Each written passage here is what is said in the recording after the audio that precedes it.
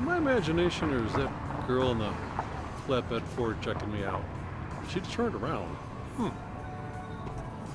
Morning, YouTube. In case you couldn't guess, I'm in Winslow, Arizona, and standing on the corner park.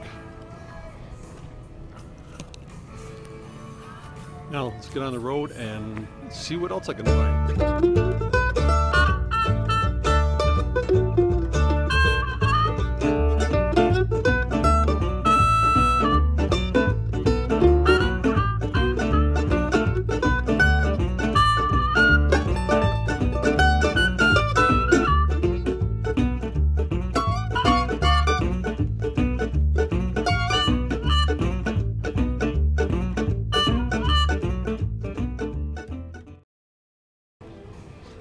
Morning, YouTube. Well, drive along. I came through Winslow, Arizona, and got to this corner. Thought I'd stand around a little bit, see if anybody's checking me out. No, nobody's here today. Well, nice of them. They got a nice standing on the corner in Winslow, Arizona. Standing on the corner park. So, pretty nice.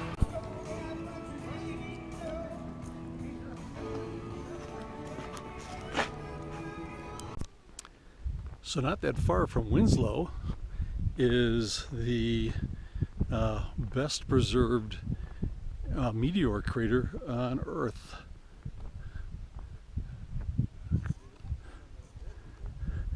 It's almost a mile across, deep enough that if we put the Washington Monument on the bottom, we'd be looking at the top of it. And you could play 20 football games down on that floor. It's that big. Well, I don't know if you can see, there's that white, and there's a little white spot off to the side. That's a 6-foot cutout of an astronaut with the flag the same size as was on the planet on the lunar surface.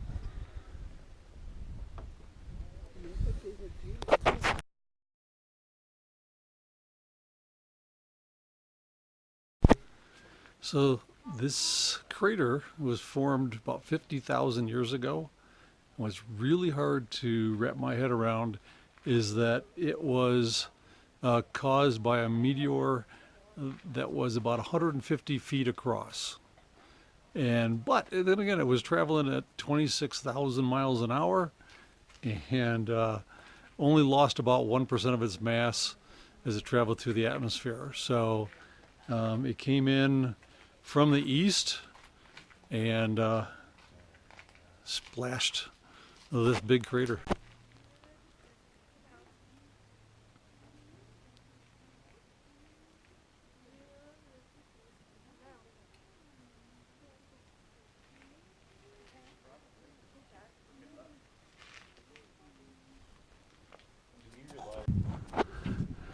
Okay, to get an idea just how big this is, the edge of the crater is about 150 feet up off of the floor, or the plane out here.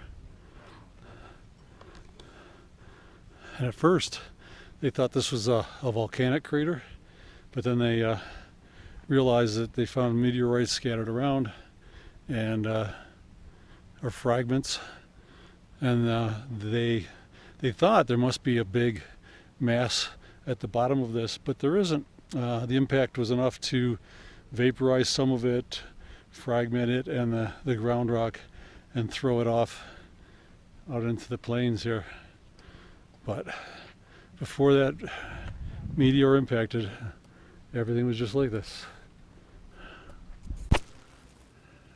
From 1963 to 1970, the astronauts came here to train on about meteor craters, what to look for, and this helped when they got up to the moon to find various kinds of rocks from the craters up there. This is known as, or this is a test capsule, an Apollo test capsule, and It was never flown in space. It was basically used to test ways to keep it afloat once they came back. But to get an idea, always wondered how big they were, and you know, with me standing next to it, they're not that big. Like, imagine spending 3 days in there on the way to the moon, 3 days back, plus the time up there. So, well, that's the end of my visit here to Meteor Crater, and I'm gonna get back on the road. And I hope you enjoyed this. I'll see you in a couple of days. Bye, YouTube. Lunchtime.